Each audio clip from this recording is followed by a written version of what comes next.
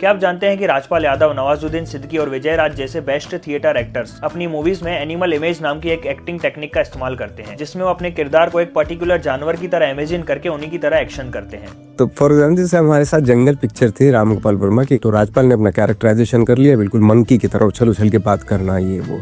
अब हम लोग सब थिएटर गए थे, हम समझ गए कि तो इसने एनिमल इमेज माइंड में रखी हुई है मंकी, तो ऐसे ही ये एक्ट कर रहा है। अभी फिर विजय का नंबर आया तो विजय ने एक बार पूछा कि यार इसने एनिमल इमेज लगा रखी है, तो मैं भी सोच रहा हूँ कौन सा एनिमल इमेज पकड़ूं मैं। तो पूछा उसने कि भाई कौन सा, क्या ये वो, क्योंकि उसका शुरू नहीं हुआ था।